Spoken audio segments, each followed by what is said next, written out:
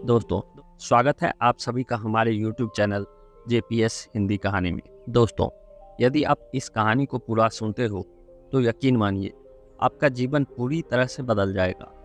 एक समय की बात है, एक गांव में एक किसान रहा करता था जिसका नाम मोहन था, जो हमेशा मस्त रहता था। उसके चेहरे पर कभी भी किसी बात की उदासी नहीं रहती थी और न ही कभी वह चिंतित दिखता था। एक बार गांव में भयंकर तूफान आ गया। गांव के लोगों की सारी फसल खराब हो गई। गांव के सभी लोग बहुत चिंतित हो गए। सभी अपनी फसलों को देखकर मायूस हो रहे थे। तब सभी ने देखा कि मोहन अभी भी बहुत खुश था। उसे कोई भी चिंता नहीं थी। गांव के लोगों ने मोहन से पूछा, क्या बात है मोहन, तेरी सारी फसलें खराब हो गई, तुझे अभी भी चिंता नहीं है? तू इतना खुश कैसे है? मोहन ने कहा, इसमें उदास होने वाली क्या बात है? उसने लोगों को कहा, चिंता छोड़ो भाई, हमेशा मस्त रहना सीखो। गांव वाले बोले, इसमें भला मस्त रहने वाली क्या बात है? हम कैसे मस्त रह सकते हैं? हमारा तो नुकसान हो गया, हमारी सारी फसलें खराब हो गई। अब हम क्या खाएंगे और अपना जीवन कैसे बिताएंगे? अब तू ही बता, क्या तुझे इस बात की चिंता नहीं है? मोहन ने कहा, अरे भाई, चिंता छोड़ो, मस्त रहना सीखो। गांव के सभी लोगों ने कहा, अरे भाई, मस्त रहने के पीछे कोई वजह भी तो होनी चाहिए ना। हमें तो चिंताएं हो जाती है। हम छोटे बच्चे तो नहीं कि हमेशा ही खुश रहें। हमारे छोटे छोटे बच्चे हैं, हमें उनके करियर की चिंता है, उनके खाने पीने की चिंता है और घर के सारे सामान की चिंता है। अगर हम चिंता नहीं करेंगे तो काम कैसे चलेगा? और इतनी चिंता होने के बावजूद भी इंसान कैसे मस्त रह सकता है? मोहन ने कहा, खुश रहना एक कला है और मस्त रहना अपने आप में एक सोच है। गांव वालों ने कहा, तो क्या तुम हमें यह कला सिखा सकते हो ताकि हम भी हमेशा खुश और मस्त रह सके? मोहन ने कहा, मैं तुम्हें एक कहानी सुनाता हूँ। बचपन की बात है, मैं अपने पिता के साथ एक जंगल के रास्ते से शहर जा रहा था अपनी फसलों को बेचने के लिए, क्योंकि उस समय हमारे घर में बिल्कुल भी धन नहीं बचा था। अब तो फसलों को बेचना ही आखिरी हल था। जंगल से गुजरते हुए हमें रात हो गई और काफ़ी अंधेरा हो गया था। आगे जाने के लिए रास्ता तो दिख ही नहीं रहा था। ज़्यादा अंधेरा होने की वजह से हमारी बैलगाड़ी ज़मीन में धंस गई और हम वहीं फंस गए। पापा ने बैलगाड़ी को निकालने की बहुत कोशिशें की, लेकिन वह निकली नहीं। अंत में हम थक गए और हमें कोई रास्ता नहीं दिखाई दिया। अब हम भूख प्यास से परेशान होने लगे और हमें डर भी लगने लगा। मैंने पापा से कहा, पापा, मुझे बहुत डर लग रहा है। पापा ने कहा, चिंता की कोई बात नहीं बेटा, मैं तेरे साथ हूँ ना, तू क्यों चिंता कर रहा है? लेकिन कहने से मुझे कोई असर नहीं हुआ। मैं डरने लगा क्योंकि जंगल में बहुत आवाज़ें आ रही थी और वह जंगल बहुत ही डरावना था। काफ़ी प्रयास करने के बाद हमने फैसला किया कि आज की रात हम जंगल में ही बिताएंगे और सुबह जैसे ही होगी हम फिर से बैलगाड़ी का चक्का निकालेंगे। लेकिन बात सुबह की नहीं थी कि अब रात को खाएंगे क्या, क्योंकि हमारे पास जितना भोजन था हमने रास्ते में ख़त्म कर दिया था।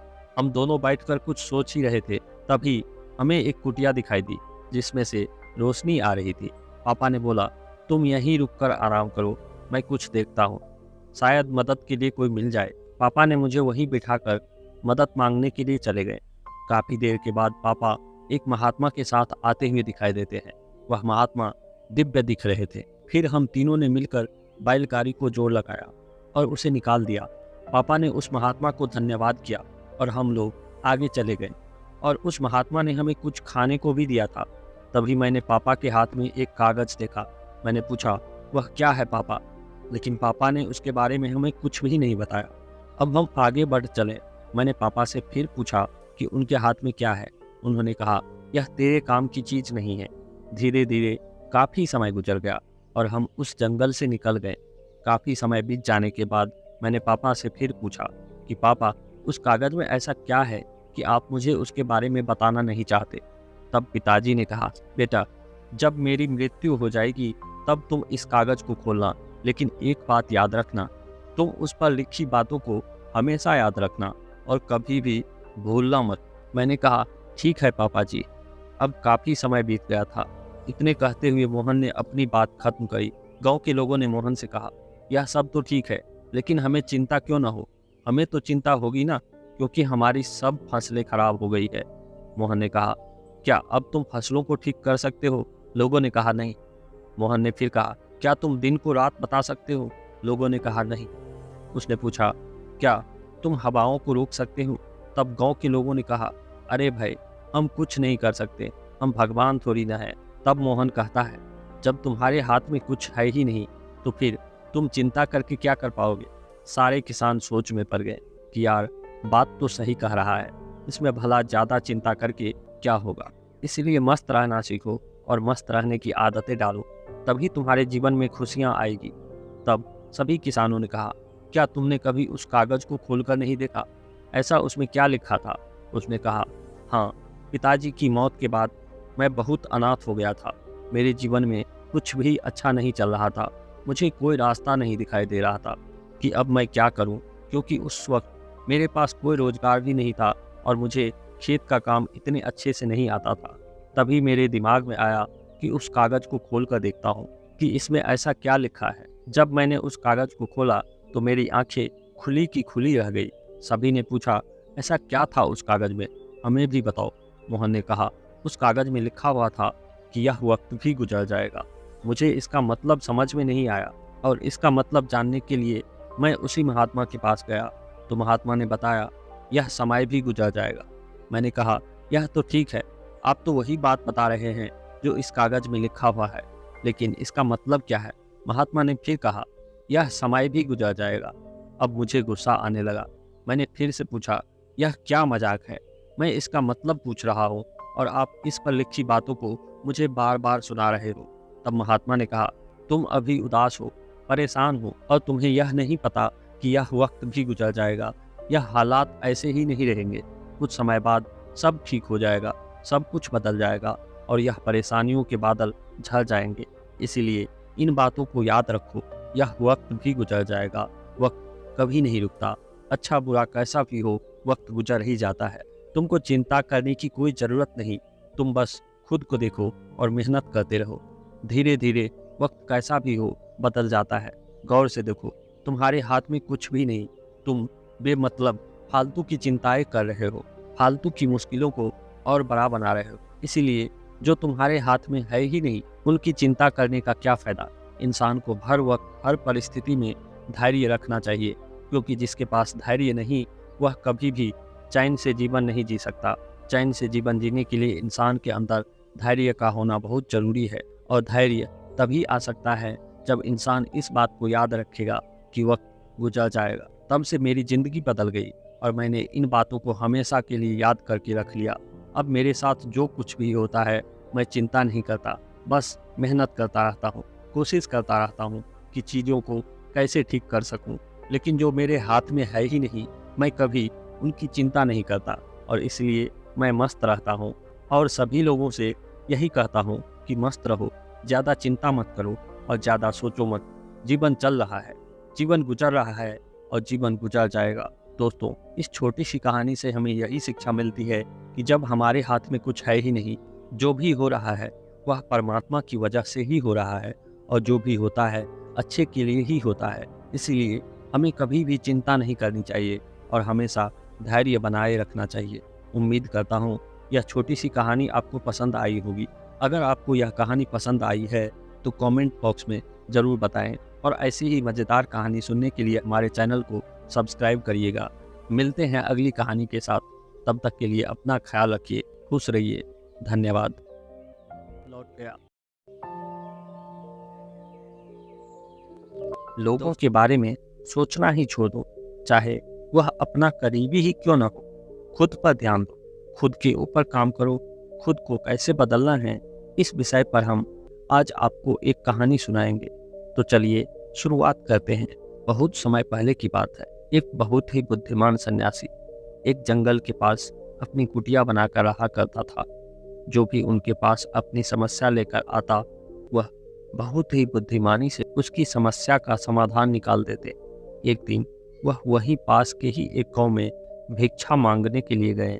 जब वह भिक्षा मांग कर वापस लौट रहे थे तो रास्ते में उन्हें एक युवा व्यक्ति ने रोक लिया और कहने लगा, मैंने सुना है कि आप किसी भी समस्या को बड़ी बुद्धिमानी के साथ सुलझा देते हैं।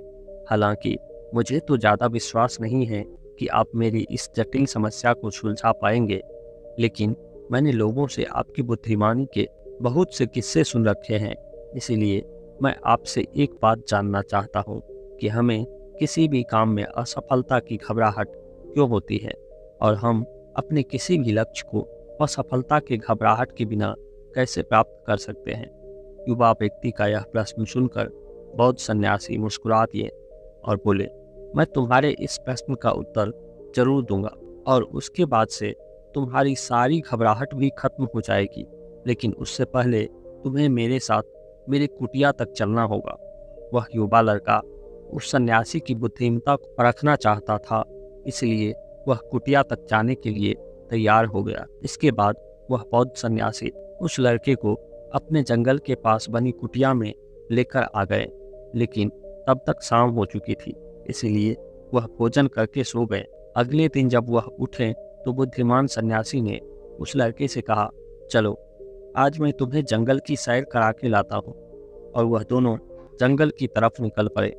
कुछ देर बाद बुद्धिमान सन्यासी ने उस लड़के को एक गुफा दिखाई और कहा, चलो तुम्हें उस गुफा की सैर कराता हूँ। लड़के ने कहा, हाँ चलो, मुझे भी जंगल की गुफा देखने की काफ़ी दिनों से इच्छा थी। इसके बाद वे दोनों गुफा के अंदर चले गए। गुफा के अंदर काफ़ी अंधेरा था, लेकिन थोड़ी देर बाद बौद्ध सन्यासी चुपके से गुफे से बाहर निकल आए और उस गुफा के द्वार को बाहर से बंद कर दिया। उस लड़के ने गुफे के भीतर से बहुत आवाज़ दी कि मुनिवर, आप कहाँ हैं?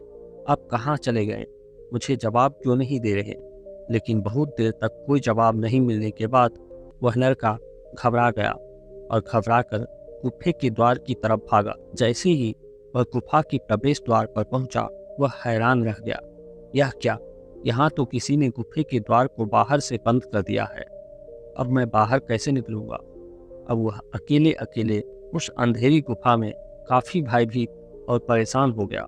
वह सोचने लगा कि उस सन्यासी ने उसे मारने की योजना तो नहीं बनाई थी। अब वह गुफा में इधर उधर घूमकर बाहर निकलने का रास्ता ढूंढने लगा। वह गुफा में काफ़ी देर तक इधर उधर भटकता रहा, लेकिन उसे बाहर निकलने का कोई रास्ता नहीं मिला। अब उसे जोरों की प्यास और भूख भी लग रही थी, इसीलिए वह शांत होकर एक जगह बैठ गया। तभी उसे एक सुरंग से सूर्य की रोशनी आती हुई दिखाई दी, और उस रोशनी आने वाली सुरंग तक पहुंचना बहुत ही कठिन था, क्योंकि चारों तरफ अंधेरा ही अंधेरा था और वह सुरंग भी काफ़ी ऊंचाई पर थी। फिर भी वह तुरंत उठा और अपनी सारी भूख प्यास को भूलकर अपना सारा ध्यान उस गुफा से बाहर निकलने में लगा दिया। काफ़ी मेहनतें और प्रयास करने के बाद वह सूर्य की रोशनी आने वाली सुरंग तक पहुंच गया और कुछ दूर तक उस सुरंग में ही ऊपर चढ़ता गया। तभी अचानक उसे वह सन्यासी हाथ आगे बढ़ाता हुआ दिखाई दिया। वह लड़का झट से उस सन्यासी का हाथ पकड़कर बाहर आ गया और बाहर निकलते ही उस सन्यासी को गुस्से में चिल्लाकर कहा, मुनिवर, आप पागल हो गए हैं? आप मुझे अंधेरी गुफा में अकेले छोड़कर आ गए। आपको पता भी है मैं कितना भयभीत हो गया था और मुझे कितने जोरों की प्यास लगी है। उस सन्यासी ने मुस्कुराते हुए उसे पानी दिया और कहा, अब मेरी बातों को ध्यान से सुनना। तुम इस गुफे के बाहर सिर्फ 2 कारणों की वजह से निकल पाए हो। जिसने तुम्हें इस गुफा से बाहर निकलने के लिए मजबूर किया, उसका पहला कारण है क्योंकि तुम्हें जोरों की प्यास और भूख लगी थी, और दूसरा कारण यह है कि तुम्हें वहाँ घुटन महसूस हो रही थी, क्योंकि तुम्हें मित्रों और परिवारों के साथ रहने की आदत पड़ चुकी है। अब मैं तुम्हें 2 मुख्य कारण बताता हूँ जिसकी वजह से तुम इस गुफा से बाहर निकल पाए। पहला कारण है क्योंकि तुम्हारे साथ वहाँ यह कहने के लिए लोग नहीं थे कि इतने अंधेरे में इतनी ऊंचाई पर तुम उस सुरंग तक कैसे पहुँच पाओगे, यह तो असंभव है।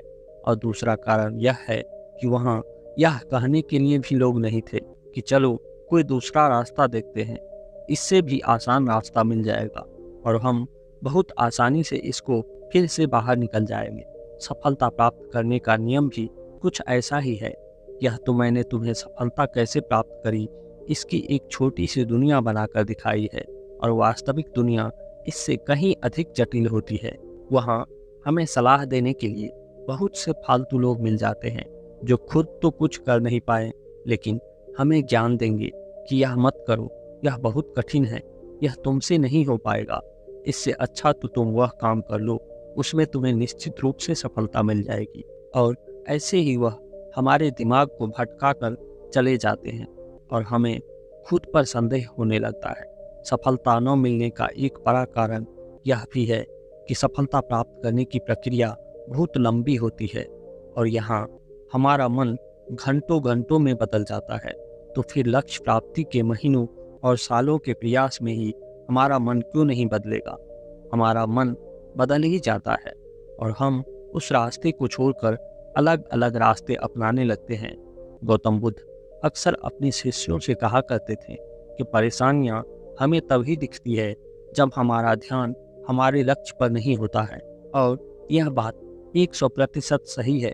जैसे जब एक तीरंदाज तीर मारने वाला होता है तो वह अपनी एक आंख को बंद कर लेता है और दूसरी आंख से सिर्फ लक्ष्य को देखता है, तब जाकर वह अपने लक्ष्य को भेद पाता है। ठीक इसी प्रकार हमें सफलता का डर तभी लगता है जब हमारा ध्यान हमारे लक्ष्य पर न होकर रास्ते पर आने वाली कठिनाइयों पर होता है। तो तुम इस गुफा से बाहर इसलिए निकल पाए क्योंकि तुम्हें गुफा के अंदर सुरंग से आने वाली रोशनी के अलावा और कुछ दिखाई नहीं पड़ रहा था। अगर उस गुफा के अंदर प्रकाश होता तो तुम वहाँ के बड़े बड़े गड्ढों और कीड़े मकोड़ों को देखकर डर जाते और वहीं भटकते रह जाते। इसीलिए अपना सारा ध्यान केवल अपने लक्ष्य पर टिकाए रखो और आसपास क्या हो रहा है, लोग क्या बोल रहे हैं, उस पर ध्यान ही मत दो। तुम्हारे मित्र और रिश्तेदार क्या कर रहे हैं, उन्हें सफलता मिली या नहीं मिली, यह सब देखना बंद कर दो और केवल खुद के काम पर ध्यान दो। फिर देखना कि जब तुम्हारा समय आएगा तो लोग खड़े होकर तुम्हारे लिए तालियां बजाएंगे। और इतना कहकर वह बुद्धिमान सन्यासी मौन हो गए। उस युवा लड़के ने कहा, मुनिवर, आपने तो आज मेरी आंखें ही खोल दी। आपकी कही हर एक बात में मुझे बुद्धिमानी नजर आई। आप सच में बहुत बुद्धिमान हैं, इसीलिए सभी आपको बुद्धिमानी का लोहा मानते हैं। मैं आपको वचन देता हूँ कि आज से मैं मेरे मन को कभी भी असफलता के डर से नहीं सताऊंगा। मैं अपना पूरा ध्यान सिर्फ अपने काम पर लगाऊंगा और जल्द ही एक सफल व्यक्ति बनकर दिखाऊंगा। इतना कहकर उस लड़के ने बुद्धिमान सन्यासी का धन्यवाद किया और वापस अपने गांव चला गया। तो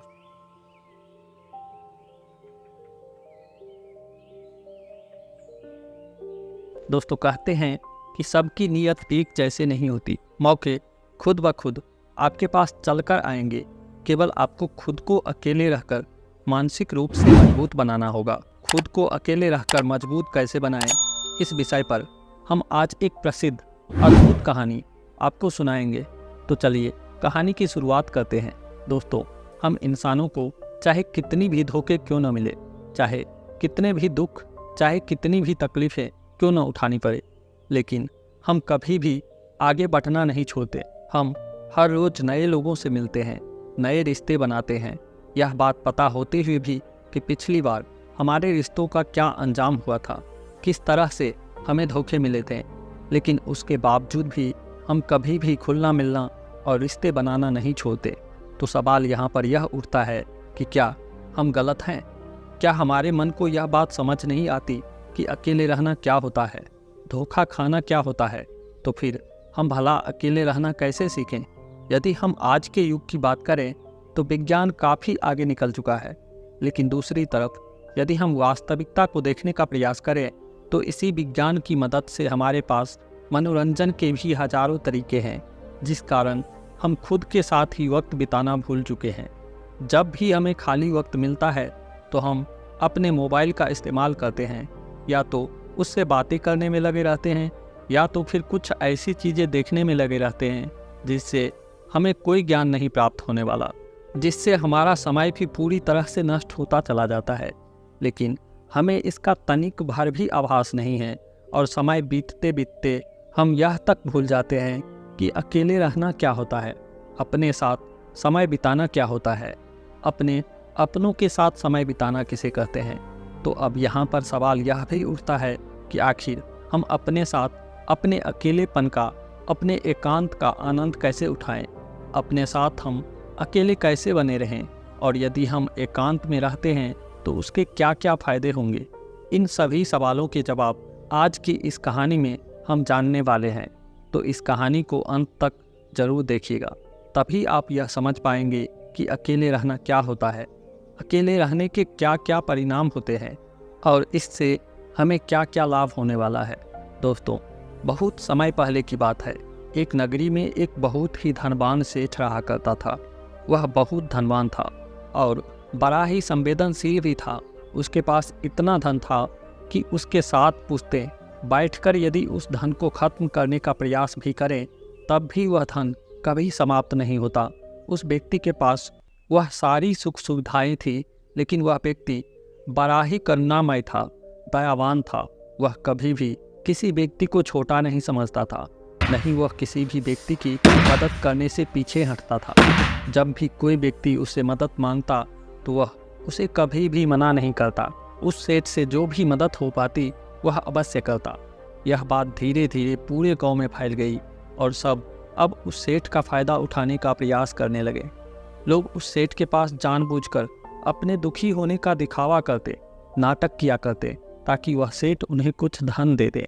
और वह सेठ इतना दयालु था, इतना करुणामय था कि वह लोगों की बातों पर यकीन कर लिया करता और उसको कुछ न कुछ मदद वह अवश्य कर दिया करता था। और उस सेठ को हमेशा बस यही लगता था कि वह उन ज़रूरतमंदों की मदद कर रहा है जिन्हें उसकी सच में आवश्यकता है, जिस कारण उसका मन बहुत शांत रहता था और वह मन ही मन बड़ा प्रसन्न भी रहा करता था। धीरे धीरे ऐसे ही कई दिन बीत गए। उस धनी सेठ का एक मित्र था। उसे जब यह बात पता चली कि लोग उसके मित्र का फायदा उठा रहे हैं, उससे झूठ बोलकर धन ठग रहे हैं, तो वह अपने मित्र के पास दौड़ा हुआ आया और उसने उस धनी सेठ को सारी बातें, वह सारी असलियत बता दी।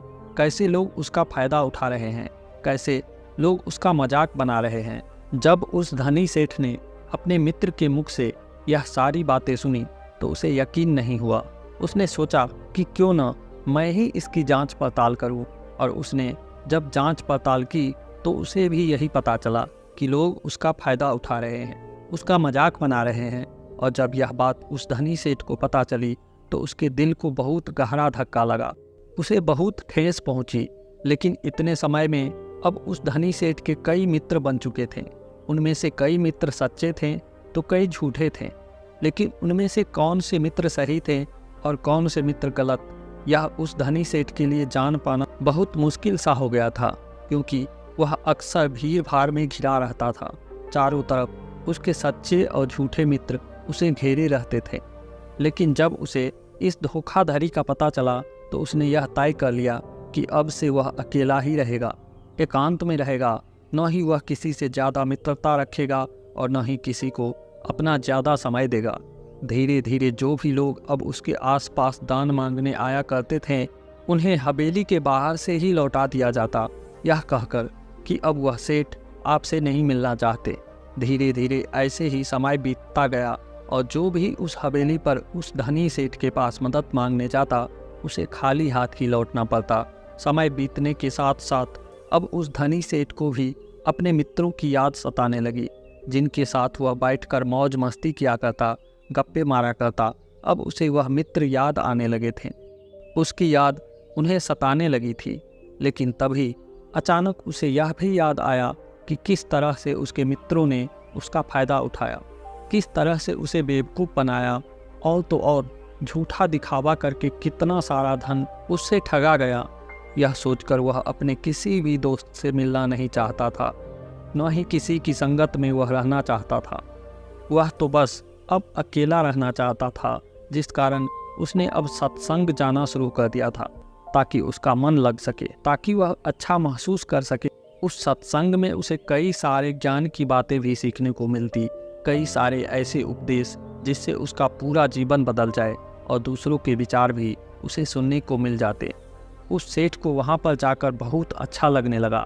वह एक बार फिर से वहीं खुशी और आनंद महसूस कर रहा था, जिस कारण वह रोज़ उस सत्संग में जाने लगा और ज्ञान की वह उपदेश वह सुनने लगा, उन्हें अपने जीवन में उतारने लगा। यूँ तो कहने को वह बहुत ही धनी था, लेकिन उसके बावजूद उसके मन में कोई भी आनंद की झलक नहीं थी। सत्संग में जब भी ज्ञान की बातें होती तो वह उसे बड़े ही ध्यान से सुनता। इतना ज्ञान होने के बावजूद भी अंतर्मन से वह एकदम अलग था। वह अपने अंतर्ज्ञान से एकदम अलग था, जिस कारण उसके पूरे जीवन में आनंद की एक झलक तक नहीं थी। वह जिस सत्संग में जाया करता वहाँ पर अक्सर ही ध्यान पर चर्चा की जाती, लेकिन सेठ अभी तक ध्यान के बारे में कुछ नहीं जानता था। यहाँ तक कि उसे यह तक भी नहीं पता था कि आखिर यह है क्या। जिस प्रकार यदि आपके हाथों में मैं कोई फल रख दूं, जब तक आप उस फल को खाएंगे नहीं, उसे चखेंगे नहीं, तब तक आपको यह नहीं पता चलेगा कि आखिर इस फल का स्वाद कैसा है, यह खाने में कैसा लगता है। ठीक उसी प्रकार उस धनी सेठ पर भी यही बातें लागू होती थी। वैसे तो वह काफ़ी धनी था और उन्होंने अपने जीवन में बहुत कुछ हासिल भी कर लिया था। वह काफ़ी ज्ञानी भी था, लेकिन उन्होंने ध्यान का रस नहीं चखा था। एकांत में रहना किसे कहते हैं, अकेलापन क्या होता है, इन सब के बारे में उन्हें कुछ भी नहीं पता था। एक दिन वह धनी सेठ उस सत्संग में गया हुआ था, तभी वहाँ पर एक बौद्ध भिक्षु आए। वह बौद्ध भिक्षु बड़े ही ज्ञानी थे। उनकी ख्याति चारों ओर फैली हुई थी। उनकी ज्ञान के बारे में प्रदेशों में चर्चा हुआ करती थी। और आज उस धनी सेठ को भी एक मौका मिल गया था कि वह अपने आप को और भी ज़्यादा ज्ञानी बता सके। उसे लगने लगा यदि वह उन बौद्ध भिक्षु को आज तर्क वितर्क में हरा देगा तो उसकी ख्याति दूर दूर तक फैल जाएगी। चारों ओर समाज में उसका नाम बढ़ जाएगा, उसकी इज्जत बढ़ जाएगी और लोग अत्यधिक ज्ञानी समझने लगेंगे।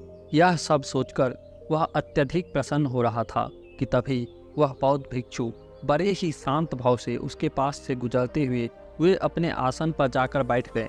सत्संग में तर्क वितर्क शुरू हुआ, लेकिन उस सेठ ने पहले से ही सोच रखा था कि वह किसी के भी उत्तरों को सही साबित नहीं होने देगा, जिस कारण वह सभी के उत्तरों को काटकर अपना उत्तर सबसे ऊपर रखता।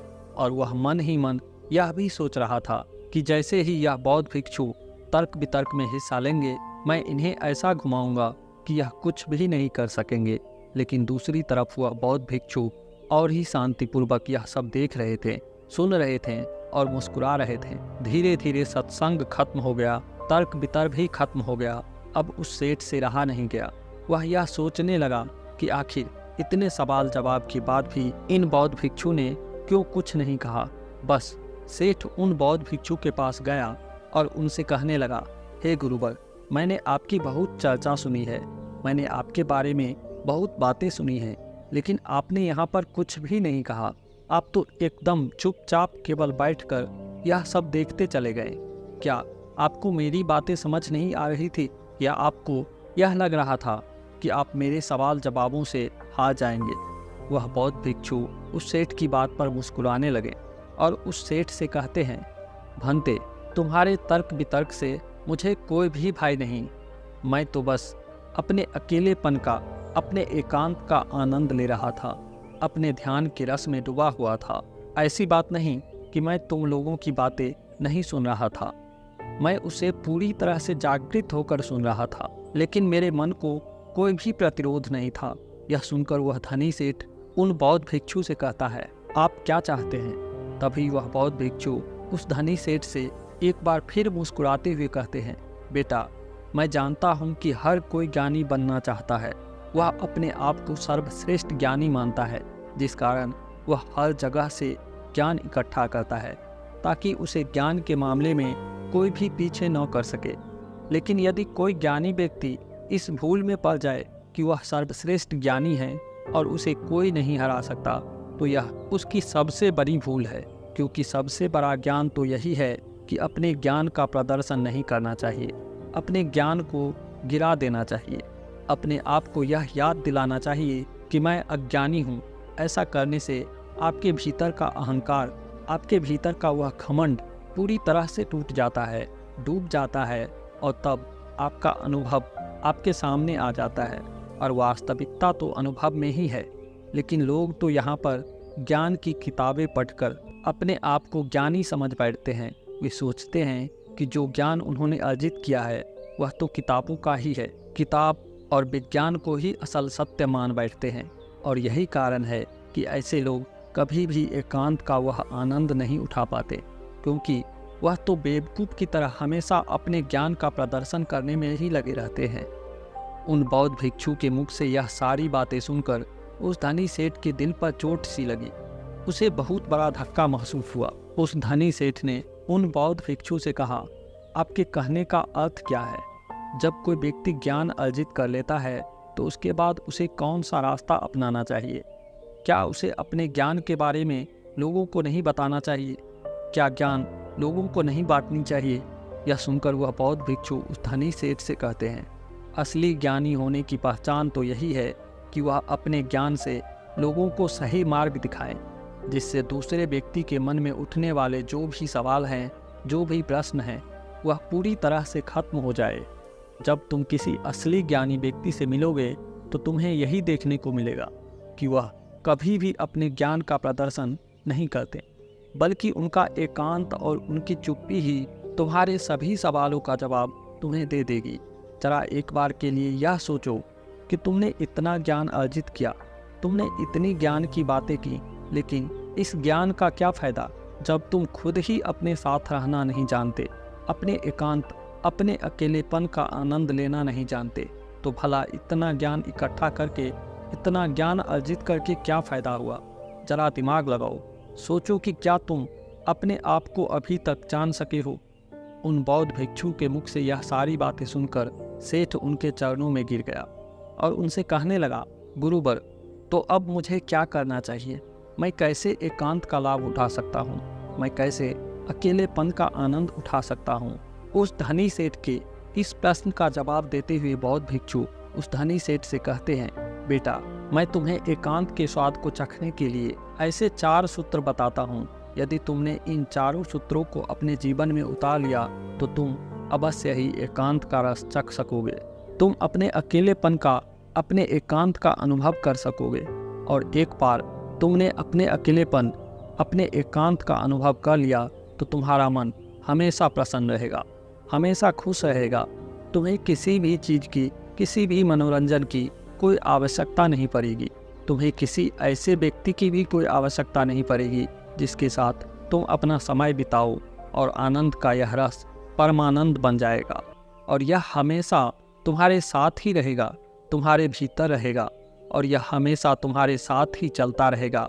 आगे वह बौद्ध भिक्षु उस धनी सेठ को पहला सूत्र बताते हुए कहते हैं कि अपने अंदर अपने आप को जानने की उत्सुकता को बढ़ाओ। तुमने यह जानना होगा कि तुम्हें खुद को जानना क्यों जरूरी है। हमने हमेशा ही एक सवाल जरूर सुना होगा कि खुद को जानना बहुत ज़रूरी होता है, लेकिन खुद को जानने के लिए हमें क्या करना चाहिए? तो यह सवाल ही आपका जवाब है। जब आप अपने मन में यह बैठा लेते हैं कि हमें खुद को जानना है, खुद को पहचानना है, तो फिर यही सवाल आपको आपके जवाब तक ले जाता है। आप अपने आप के बारे में जानने के लिए प्रेरित होते हैं, लेकिन वहीं पर यदि आप यह सोचते हैं कि खुद को जानना क्यों ज़रूरी है, तो आप कभी भी खुद को जानने का प्रयास ही नहीं करेंगे। तो सबसे पहले यह जानते हैं कि खुद को जानना क्यों ज़रूरी है। हमें अपने आप को जानना इसलिए ज़रूरी है क्योंकि हम अपने आप को जानते ही नहीं। जैसे यदि कोई व्यक्ति आपको कुछ भला बुरा कह रहा है, जिससे आपको क्रोध आ जाता है और आप क्रोध के आवेश में आकर उस व्यक्ति से कुछ अपशब्द कह देते हैं, लेकिन बाद में आपको अपने इसी कहे पर पछतावा होता है, दुख होता है। आप यह सोचने लगते हैं कि मुझे ऐसा नहीं कहना चाहिए था, मुझे उससे कुछ अलग तरह का व्यवहार करना चाहिए था। तो यहाँ पर समझने वाली बात यही है कि आप करना कुछ और चाहते थे, लेकिन हो कुछ और गया। जैसे कि आप किसी को अपशब्द नहीं कहना चाहते थे, लेकिन आप अपशब्द तो दूर, आपने तो जमकर एक चाटा तक जड़ दिया।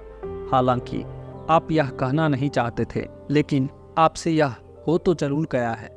अब यह करवाने वाला कौन है?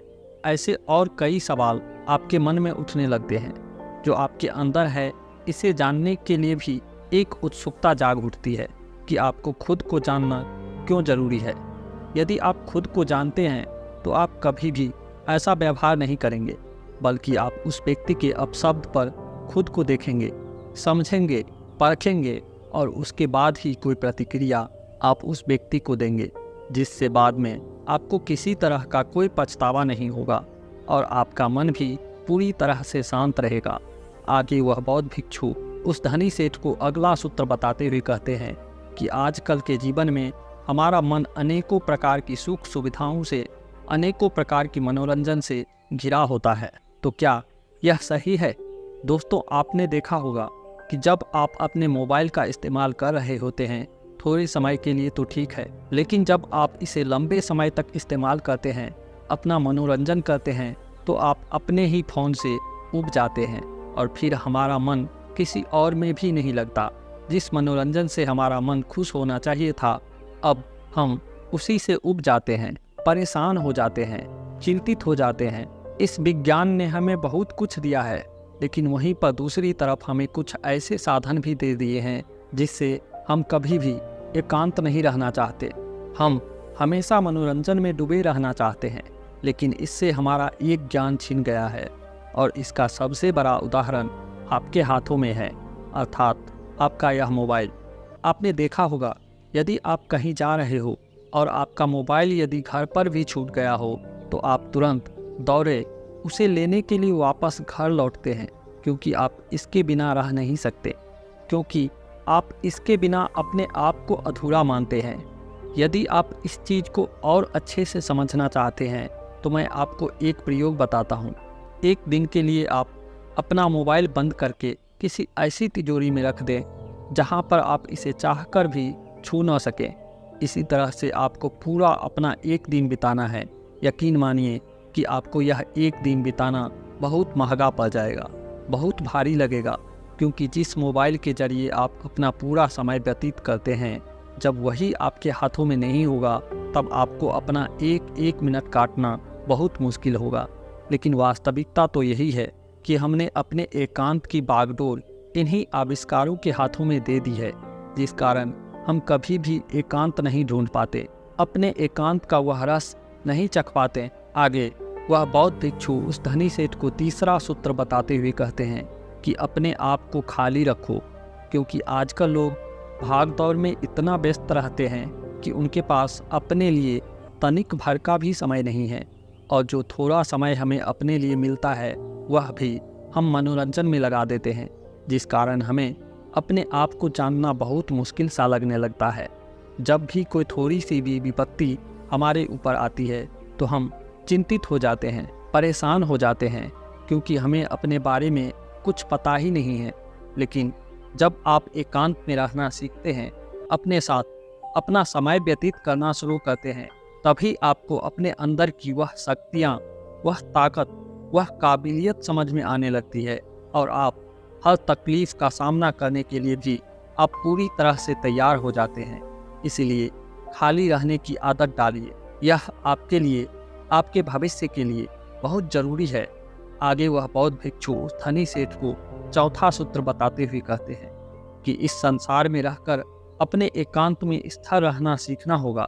यह संसार, यह समाज जिसके साथ हम या तो बहुत अधिक लगाव रखते हैं या तो बहुत अधिक घृणा करते हैं, जिस कारण हमारे मन का एकांत पूरी तरह से उथल पुथल हो जाता है। हम न तो अपने ऊपर काबू रख पाते हैं और न ही हम यह समझ पाते हैं कि यह परिस्थितियाँ आखिर क्यों उत्पन्न हो रही है, क्योंकि हमें अपने बारे में ही जानकारी नहीं होती। और यदि आप अपने बारे में जान लेते हैं, अर्थात एकांत में रहते हैं, तो आप यह भी समझ पाते हैं कि न तो आपका कोई मित्र है और न ही आपका कोई शत्रु। आप इस संसार में हर एक प्राणी को एक समान ही देखते हैं। जब आप ध्यान करते हैं, एकांत में रहते हैं, तब आप इतने काबिल तो हो जाते हैं कि आप इस संसार में रहकर भी इस संसार से अलग रह सकते हैं, अपने जीवन का निर्वाह भी कर सकते हैं, अपनी जिम्मेदारियां भी निभा सकते हैं। लेकिन आपके मन में एकांत स्थिरता होना बहुत ज़रूरी है। आपको यहाँ तक पहुँचने के लिए पहले आपको खुद के बारे में जानना जरूरी है। अपने मनोरंजन से दूर अपने चित्त को आपको दूसरी दिशा में ले जाना होगा। खुद के साथ वक्त बिताना होगा, खुद को जानना होगा, पहचानना होगा, जहाँ पर आपके मन का मनोरंजन ध्यान के द्वारा होगा। और ऐसा करने से आपको कभी भी कोई भी तकलीफ नहीं पहुँचा पाएगा, न ही आपको कभी कोई धोखा दे पाएगा, क्योंकि आपने तो ध्यान से यह जान लिया होगा कि न तो आपका कोई मित्र है और न ही आपका कोई शत्रु, न ही आपकी कोई बहुत करीब है और न ही कोई आपसे बहुत दूर। यह सारी बातें सुनकर बस वह व्यक्ति उन बौद्ध भिक्षु के चरणों में गिर पड़ा और उन्हें प्रणाम करके वहाँ से वापस अपने घर की ओर लौट गया। दोस्तों, अगर आप गरीब पैदा हुए तो यह आपकी गलती नहीं है, परंतु अगर आप गरीब ही मर गए तो यह आपकी ही गलती है। हर कोई अमीर नहीं पैदा होता है। आपको अपने जीवन चक्र को यह स्वीकार करके जीना होगा कि आपको क्या दिया गया है, या इसे अपनी कड़ी मेहनत और कौशल के साथ बदल कर जीना होगा। ईश्वर ने आपको जीवन दिया कुछ करने के लिए, और आप अगर इसे ऐसे ही गंवा दिए तो इसमें आपकी ही गलती है। कुछ ऐसा अजीब करो जिसे करने पर आपको ऐसा लगे कि आपका जीवन सफल हुआ। मानसिकता बदलो, जीवन बदल जाएगा। आप जैसा सोचते हो वैसा ही बन जाओगे। यह 100% सच है। गरीब कोई इंसान नहीं है, गरीब उसकी मानसिकता है जो उसे गरीब बनाए रखती है। अमीर और गरीब में क्या फ़र्क है? अगर दोनों को कोई काम दिया जाए तो गरीब साफ मना कर देता है, कहता है यह नहीं होगा, और अमीर सोचता है यह कैसे होगा, और वह काम करने के लिए 100 तरीके सोचता है। समय ही संपत्ति है। अमीर लोग समय को और गरीब लोग पैसे को महत्व देते हैं, क्योंकि एक बार गया हुआ पैसा फिर मिल जाएगा, लेकिन गया हुआ समय कभी नहीं मिल सकता। हम सभी के जीवन के 6 नियम हैं जो आपको करना बहुत ज़रूरी है। प्रार्थना से पहले विश्वास कीजिए, बोलने से पहले सुनिए, खर्च करने से पहले कमाइए, लिखने से पहले सोचिए, हार मानने से पहले कोशिश कीजिए, मरने से पहले जिंदगी जिए। भगवान बुद्ध कहते हैं, कभी भी पैसों के पीछे मत भागो, हमेशा प्रॉब्लम के पीछे भागो और उसे समझो कि आप उसका किस तरह समाधान कर सकते हो। पैसा अपने आप आ जाएगा, जैसा कि बिल गेट्स ने किया। माइक्रोसॉफ्ट बनाकर बड़ी सफलता पाने के लिए बड़ी रिस्क भी लेनी पड़ती है। एक बार सफलता मिली, इसका यह मतलब नहीं कि बार बार मिलेगी। असफलता को एक चुनौती समझो।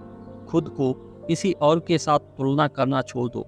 अपनी गलतियां पहचानो और उसे सुधारने का प्रयास करो। साइकोलॉजी कहता है, यदि आप प्रॉब्लम पर फोकस करोगे तो आपके पास प्रॉब्लम ही प्रॉब्लम होंगे, और यदि आप सॉल्यूशन पर फोकस करोगे तो आपके पास बहुत से तरीके होंगे प्रॉब्लम को सॉल्व करने के लिए। लाइफ में काम करोगे तो सब कुछ बदल सकते हो। थका हुआ महसूस करते हो तो जल्दी सोया करो। शरीर ठीक नहीं है तो एक्सरसाइज किया करो। सब मुश्किल लगता है, छोटे से शुरुआत करो। पैसा नहीं है तो ढूंढो कैसे कमा सकते हो। नॉलेज नहीं है तो किताबें पढ़ो।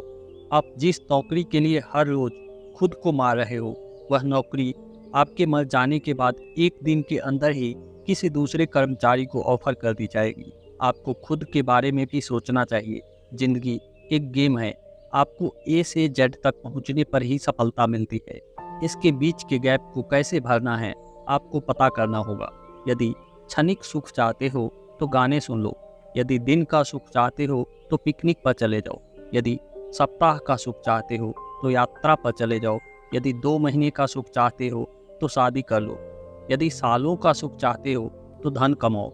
लेकिन जिंदगी भर का सुख चाहते हो तो अपने काम से प्यार करो।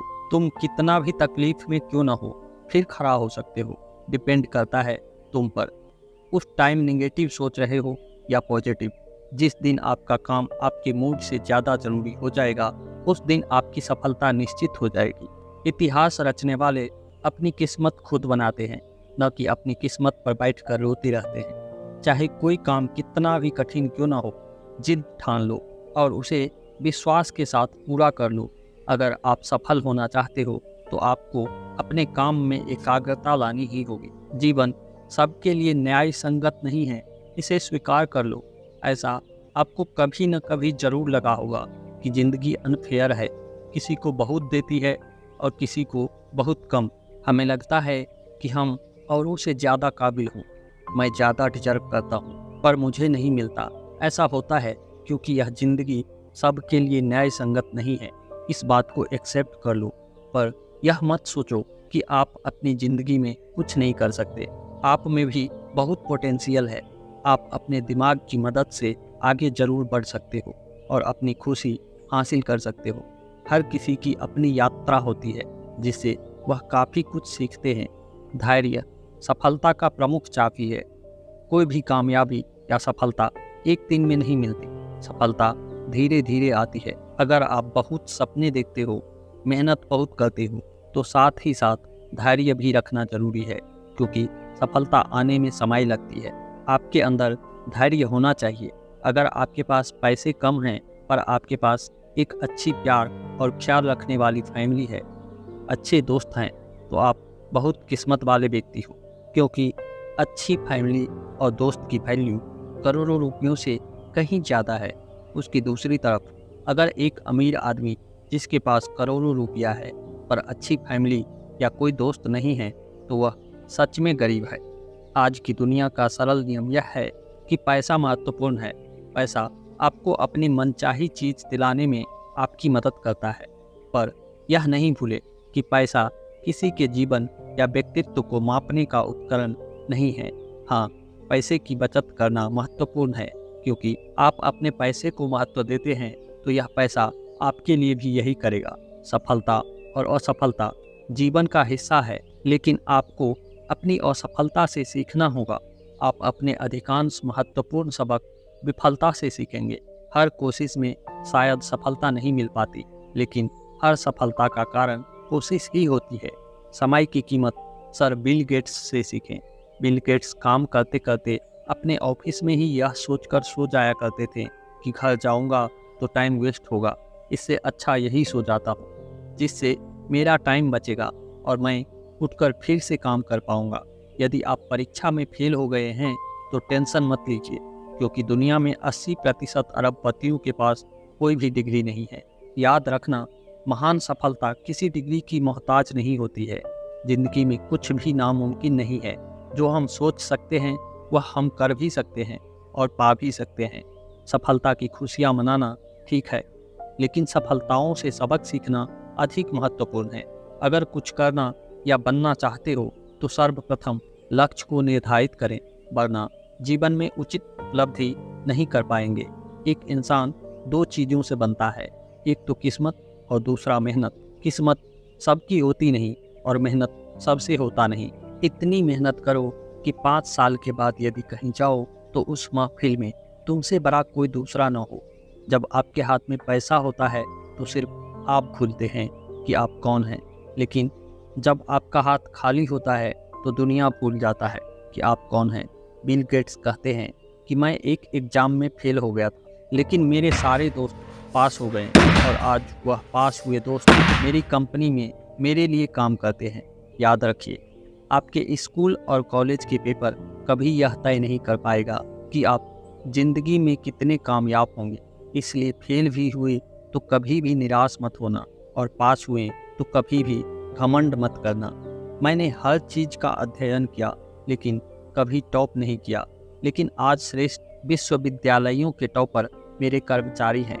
जीवन छोटा ही क्यों न हो, समय की बर्बादी से वह और भी छोटा हो जाता है। बड़ा नौकर बनने से अच्छा है कि छोटा मालिक बन जाओ। जीवन में खुश रहोगे। या तो कुछ नहीं करूँगा या फिर इस सदी का सबसे कीमती व्यक्ति बनूंगा। रोटी, कपड़ा, मकान की दौड़ मात्र काफ़ी नहीं है। बिना मतलब का कोई भी आपको इज्जत नहीं देता। इसलिए खुद को इतना सफल बनाओ कि बिना मतलब के भी लोग आपकी इज्जत करें। जब तक आप खुद को मोटिवेट नहीं करोगे तब तक कोई आपको मोटिवेट नहीं कर सकता। जिद्द होनी चाहिए। कुछ भी हासिल करने की उम्मीद लगा के तो हर कोई बैठा है। आपकी डिग्री सिर्फ एक कागज़ का टुकड़ा है। आपकी असली शिक्षा आपके व्यवहार से दिखती है। कामयाब लोगों के चेहरों पर दो चीज़ें होती है, एक साइलेंस और दूसरा स्माइल। हमेशा ऐसे लोगों के साथ घूमो जो तुम्हारे लेवल को बढ़ाने में मदद करे। कामयाब इंसान खुश रहे या न रहे, लेकिन खुश रहने वाला इंसान ज़रूर कामयाब होता है। जब तक किसी काम को किया नहीं जाता तब तक सभी को वह काम असंभव ही लगता है। आप हमेशा इतने छोटे बनिए कि हर व्यक्ति आपके साथ बैठ सके, और आप इतने बड़े बनिए कि आप जब उठें तो कोई बैठा न रहे। पढ़ना बंद न करें, क्योंकि ज्ञान की कोई सीमा नहीं होती, और पढ़ाई एक ऐसा इन्वेस्टमेंट है जो पूरी ज़िंदगी आपको रिटर्न देता रहेगा। अगर मेहनत आदत बन जाए तो कामयाबी मुकद्दर बन जाती है। जिंदगी में जितना ज़्यादा पैसा कमाओगे उतने ही पैसे कमाने के तरीके भी मिलते जाएंगे। कोई भी यहाँ परमानेंट साथ देने वाला नहीं है। अगर जिंदगी में आगे बढ़ना है तो अकेले चलना सीखो। अगर सच में सफलता हासिल करना चाहते हो मेरे दोस्त, तो कभी वक्त और हालात पर रोना नहीं। अपने आप को कभी भी किसी के साथ तुलना मत करो। तुलना करने से आप अपना अपमान कर रहे हो। हर कोई अपने तरीके से यूनिक है, और अगर हम दूसरों से अलग हैं तो इसमें कोई बुराई नहीं है। समस्या तब आती है जब आप खुद की तुलना दूसरों से करते हैं। तुलना करने से कुछ नहीं होता। इससे आपका आत्मविश्वास कम होगा या फिर आपका घमंड बढ़ेगा। जब आप खुद को किसी से बेहतर समझोगे तो यह आप में घमंड बढ़ाएगा, और अगर आप किसी से कम समझोगे तो आपका आत्मविश्वास कम कर देगा। कोई भी परिपूर्ण नहीं है और कोई भी संपूर्ण भी नहीं हो सकता है, लेकिन आप इसे निरंतर कड़ी मेहनत और प्रयासों से प्राप्त कर सकते हैं। खुद की तुलना दूसरों के साथ करना बंद करें और इस बात पर ध्यान देना शुरू करें कि आप एक सफल व्यक्ति के रूप में कैसे विकसित होंगे। बिल गेट्स कहते हैं, जो इंसान आलसी होता है वह हर काम को करने का कोई आसान तरीका निकालता है। इसका मतलब यह नहीं है कि आप कुछ मत करो, आलसी बन जाओ। नहीं, इस बात का मतलब है कोई भी मुश्किल काम को करने का कोई आसान तरीका निकालो। कोई भी काम जो आपको मिले उसे करने के लिए खुद को मोटिवेट करो और आसान रास्ता निकालो, जिससे आपकी क्रिएटिविटी बढ़ेगी। समय इंसान को सफल नहीं बनाता, समय का सही इस्तेमाल इंसान को सफल बनाता है। जिंदगी में कभी भी निराश मत होना, क्योंकि क्या पता कल वह दिन हो जिसका आपको सालों से इंतजार था।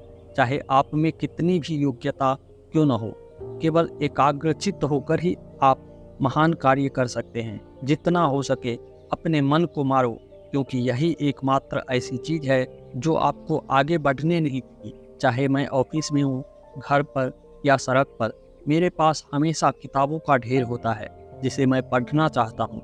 जहाँ तक रास्ता दिख रहा है वहाँ तक तो चलिए, आगे का रास्ता वहाँ पहुँचने के बाद दिखने लगेगा।